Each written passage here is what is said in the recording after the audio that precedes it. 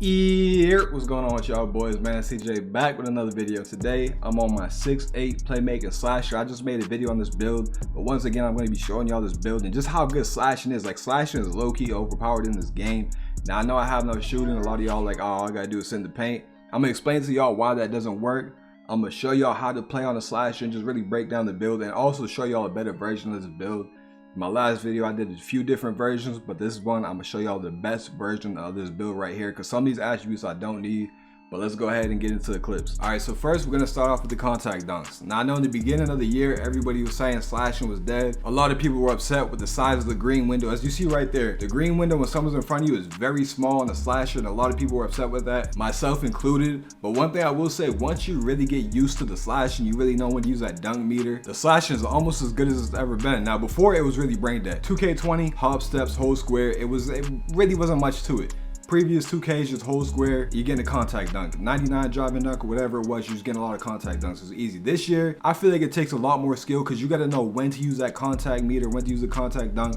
It just takes a lot more skill. And if you can learn to master that dunk meter, it opens up so, like, you just become so much more overpowered once you learn how to do that. Because there's times where somebody will have 25 interior defense, they're standing in front of you and it's a small meter, but once you really learn how to time it, you become so deadly as a slasher. And for those of you that struggle with the dunk meter, don't worry, because there's so much more you can do. The floaters are super easy to time. Look right there, super big green window on the floaters. Floaters are super overpowered, scoop lasers are super overpowered. So if you just can't get that dunk meter down, it's fine. You got two other options that are just as good in the scoop blades and the floaters. Look how big the green window is there on the scoop blade. I'm not even timing it right. Also, I'm playing on a delayed controller. I have to use a PS4 controller because my PS5 controller is messed up, and my controller is delayed. Sometimes the input's delayed, and I'm mistiming these layups bad, and they're still going in. They're still green, as you've seen in a few clips here. And the floaters are super easy to time. So if you're struggling with the dunk meter, you have those two options. But also, there's a way to make sure that you get that super big green window on dunks too. So I'm gonna also explain that, how to get the big green windows on contact dunks. But aside from that, another thing that a lot of people really don't use is the putback dunks. That's another very good thing about being a slasher, having that 96 driving dunk with Harry Wizard on Hall of Fame. I get a lot of putback dunks, putback layups on this build, so that's another aspect of this type of build that I like. The slashers is a putback ability. But just like in my last video, I'm just gonna go over how you can be good as a slasher, how to be effective as a slasher. So just like my last video, like I said, I'm just gonna go over some things. So the first thing you could do is set screens. Now if you're playing with somebody that doesn't want screens, or they're just moving wonky, if you're playing with randoms and you can't quite set that screen right, maybe they don't want screens,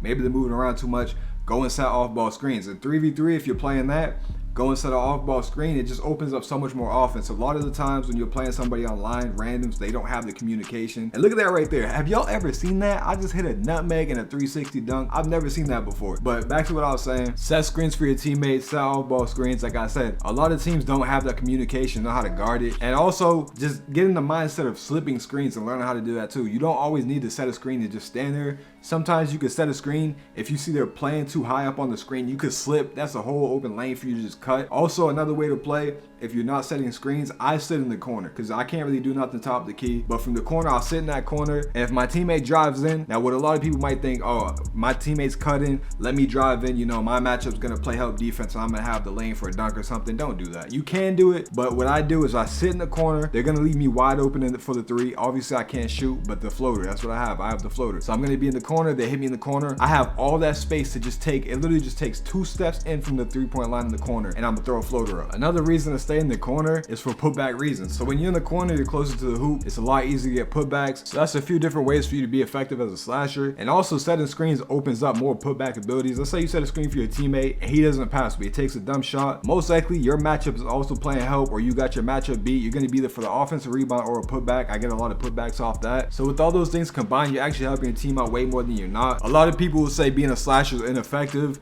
and it's the detriment to your teammates because they're getting double teamed all the time. And that's just not true. If you know how to play as a slasher, you know what you're doing, you can actually help your team out so much more. Setting those screens is gonna get you open, it's getting your teammates open, it's allowing your team to get a lot more second chance opportunities because you're gonna get the offensive rebound. So just that alone opens up a lot for your team. But also, like I said before, if you're a good slasher, you know what moves to use, when to use that dunk meter, you just become so much more for your team. It's actually overpowered. Like, look at that, my meter is so small in that dunk, but since I've spent so much time on a slasher, I know how to time these dunks, I know what layups to use. So me having that knowledge and knowing like what layups to use, I become hard for the opponent to guard, because you think, oh, I just sit in the paint, but it's not that easy. The floater opens up so much more for my offense. They got to step out a little bit more and just all that. Like, look at that right there. I messed up the layups. I messed up a little bit, but still got my own rebound and put it back. But if you're a skilled and smart slasher, slashers could actually be very overpowered. But one thing I do want to say, it does actually take a lot of skill to be able to play as a slasher. It takes a lot. Being a slasher takes high IQ and a lot of patience. Because yes, while scoop layups are very overpowered, and sometimes even the dunk meters are overpowered, it takes IQ. You can't just come and spam these things. You can't just run in the paint and spam a scoop layup. And the reason why I say it takes patience is you can't just run in the paint and hold square, or just run in the paint, throw a scoop layup, or try to just throw a floater up, or go for a contact dunk. You have to be patient and see what's there. Because sometimes, right, let's say I'm playing a game and I go in for a floater 2 times. The next time, my matchup's not going to sit deep in the paint like that. Next time, it's not going to be there. So now I can't just run and throw that same floater. I got to sit there. That's why a lot of these clips, you see I'm sitting here dribbling like this one right here. You see me sitting there for a second dribbling, because I'm seeing how my matchups react and I'm seeing what he's giving me. Now here's some tips I'm going to give y'all for how to be a good slasher. And also I'm going to break down the clips after this. I'm going to go through the clips again and break down some of these clips. But one, when someone's on your hip, that's the best time to go for a contact dunk. When they give you that too much space like that, as you see in the previous clip, that's the best time to go for a contact dunk or a scoop layup. And when they're deep in the paint, that's the best time to go for a floater. Or if they're kind of like you're both running to the basket and they're going a little bit too hard to the basket, best time to do a floater. And then after this next clip, I'm gonna go ahead and go back through the footage and just break it down, show y'all the best time to get contact dunks. Is another contact dunk. All right, so first clip right here, this is where you would think, and especially in previous years, this is where you go for a contact dunk. He's in the paint, you're thinking best time to go for a contact dunk. Now right here, I do pull off the contact dunk, but this isn't the time to do a contact dunk, because this year, when someone's standing there under the paint, for whatever reason, the meter is super small. So even though I pull it off here, the best move to do here is a floater. So right there, I go ahead and pull off the contact dunk. I do get it, but again, you want to go for a floater there. All right, coming to the next clip. Again, perfect time for a contact dunk. So I'm driving, he's playing up way too high. Now he's on my hip, right? So he's on my left side, he's not in front of me, he can't cut me off. Perfect time for a contact dunk. So I go for the contact. Now I do not get my matchup here,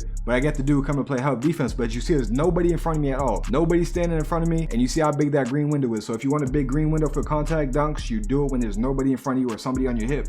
So right there, I go ahead and pull off the contact dunk, or you could do a scoop layup there as well. In this next clip, it's the very same thing. Again, I'm going now right here. It's one of two things you do here, right? There's a lot of space between me and my matchup. He's parallel to me, he's not in front of me, he's not going to beat me to the hoop. So again, I do a scoop lay here or a contact dunk. Either one works right here, but again, I'm going for a contact dunk. It throws him into the animation, and look how big the green window is, super easy. And then right after that possession, once again, I catch him with the same old contact meter.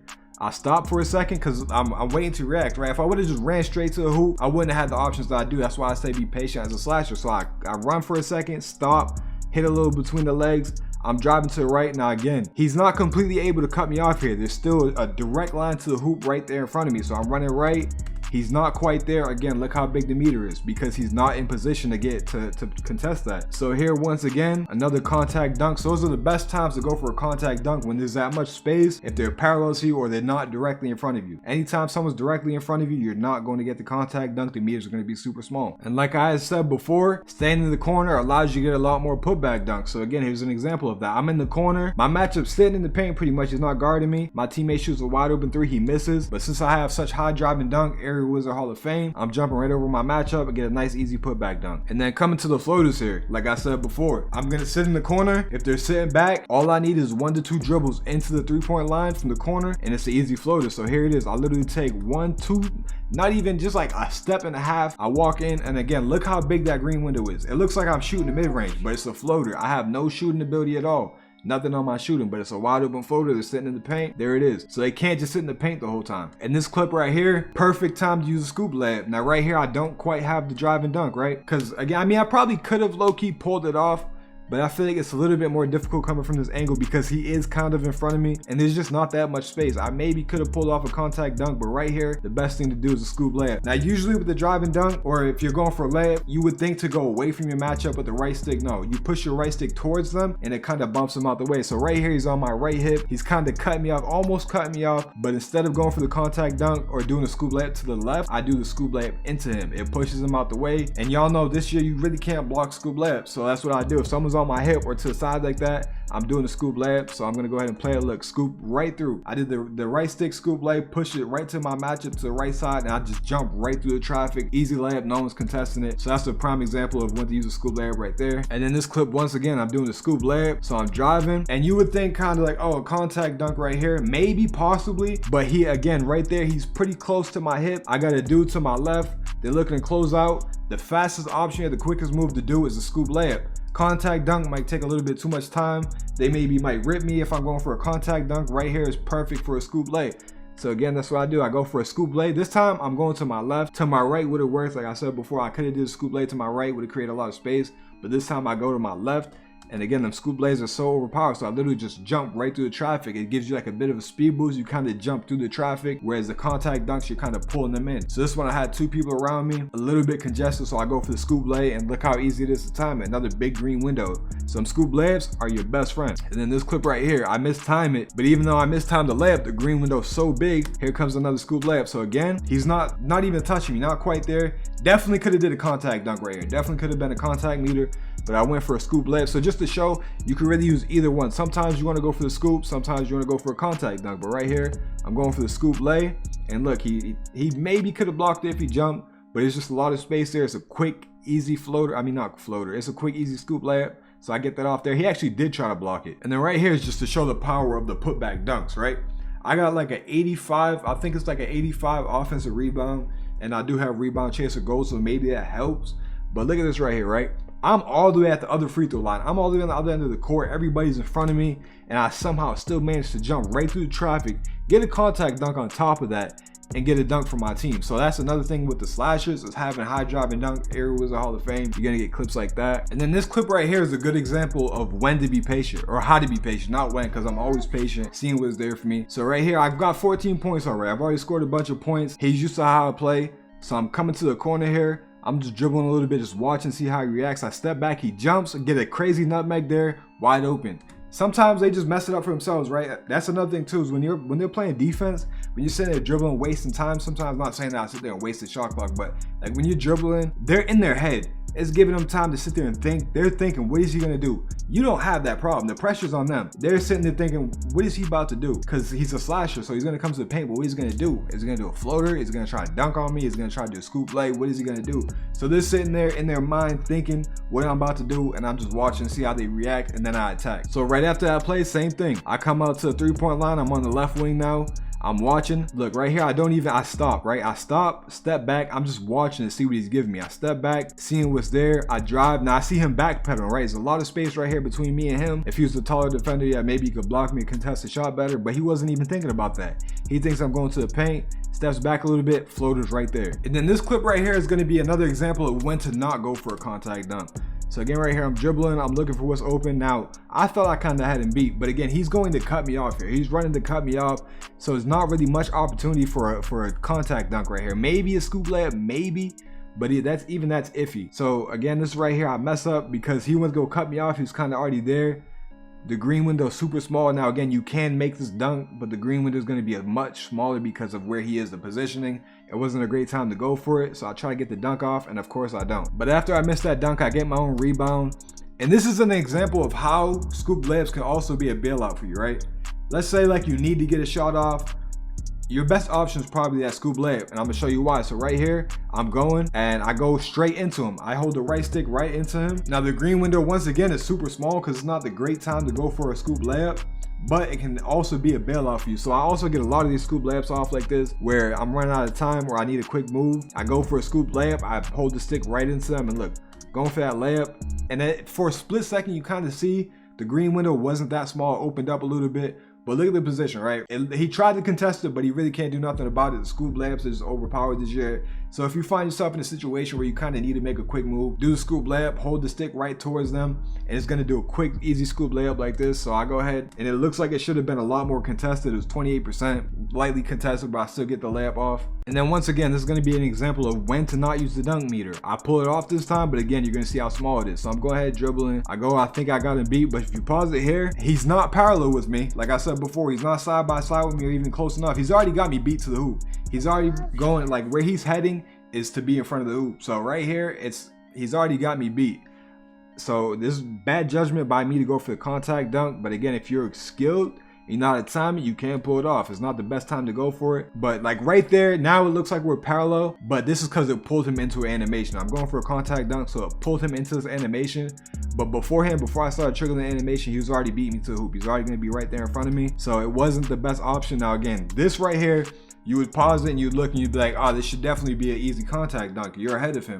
Should be a big green window. The reason why it's not is because before I triggered the animation, he was already in front of me. He's already in pretty much good position to stop it. So my meter's small, but again, just because I've been playing as a slasher so much, I end up getting the timing right. Very small, like you have to be pretty perfect with it, but I do get the dunk off. And it's the last clip I'm gonna show y'all, but once again, another example of the contact dunk you should not go for. Another bad one, but just to show you again, if you know how to time it right, you can still pull off the dunk. So sometimes that's what I go to. Right here, I step back, and bad judgment by me. Right here, there's no reason for me to even try a contact dunk directly in front of me right now. He's directly in front of me, and this is where I start triggering the animation. So I go to trigger it, and look, he's got me beat, he's got me cut off. Terrible time to go for a contact dunk. But again, since I'm, you know, I play so much as a slasher, I know how to time it. Now I don't make these at a high rate, these are very hard to time, but I do still pull them off. As you've seen, I've done it twice this game right here. Again, he's directly in front of me, he's got me beat. This is the time you do not want to go for a contact dunk. So right here, I got him beat, I time it right, but he played good defense there. Now what I could have did here is I could have went maybe for a spin layup, that could have worked, or maybe even the scoop layup. But again, the scoop layup is tough. The scoop layup would have been a bit of a bailout. It might have worked. Right here, I shouldn't have done anything here. I could have just backed it. I could have stopped, backed up, reset myself, and did it again. Or if I'm playing 3v3, I'm obviously pass the ball here. But right here is 1v1, so I got nobody to pass to. Right here, I shouldn't have forced it. I should have just stopped, reset myself, and attacked again and just tried to figure something out. But here, once again, I went for the bad contact dunk, still got it off. And that's just to show you how good slashers really could be. I know this video's been going for a minute now. I'm sitting here breaking things down, explaining stuff, but this is just to explain how good slashers really could be, especially if you know how to time the dunk meter and you know what layups to use. They could be so overpowered. But now that I've already, you know, broke stuff down, explained how to be a better slasher, you know, the layups that I go for, how I trigger them, things like that. Now I'm gonna go to the builder, and I'm gonna show y'all two slasher builds. I'm gonna show y'all the best versions of this build right here. So if you do want a slasher build like this, I'm gonna show y'all the best version of this build. So we're gonna go ahead and play the clip there, finish off the clip, contact dunk. But all right, let's go ahead and jump into the building. All right, so if I was to remake the build, this is the first one I'll do right here. 6'8", 96 driving dunk still, 85 driving layup, 87 pass accuracy. I feel like you don't need the 91. 87 was very good. 85 ball control. Now we got perimeter defense. Perimeter defense, I feel like you need. Me, I don't use it, I get away with it, but I feel like 85, you know, it just makes you a better defender. You could drop that down to 75, but this is what I do. If I was to make the build again, that's what I'm going with right here. But this isn't even the best version of the 6'10s, 6'10 and up, or I wouldn't really say up. 6'10 I think is the best height for a slasher. I'm gonna show y'all the build I would make at 6'10. All right, y'all, so this is the final build right here, the 6'10. And this, to me, in my opinion, is the best version of it. You got the 96 driving dunk still. You're gonna get all your contact dunks. Now, if you wanted to stand a dunk, you go ahead and rearrange that however you want. You get the 96 driving dunk still, 76 ball control. You still handle the ball. You still get the high pass accuracy. Now, you can drop that down if you want. You got the 71 just to get challenger bronze. So you got 71 perimeter defense. You got the interior defense at 72. The blocks good, 87. You got the 93 offensive rebound. I know this looks low, but trust me, it's not. You're 6'10", max wingspan, 89 vertical, 78 defensive rebound with the gold badges and the Hall of Fame box out beats. You're gonna get the rebound, but the 93 offensive rebound is gonna be very good, especially for getting putbacks and things like that. So the 6'10", the reason why I say this is the best, the main thing is the floater. Now, of course, other things like you're taller, but the floaters on a 6'10", go ahead and throw on the Jokic layup package. The floaters on the 6'10 are absolutely insane. The scoop layups work just as well. You're still gonna get contact dunks. So if you're going with the slashers type of build, 6'10 is what I would make this build right here. I think this is the best version. Or if you want to go to Laker fans page, his version is the best. He got different versions of the 6'10 and shows y'all different ways to make it. So y'all could go check out his videos. This right here, the 6'10 is very good. This is what I would go with. But that's the end of the video, y'all. Thank y'all for watching, and don't forget to like and subscribe.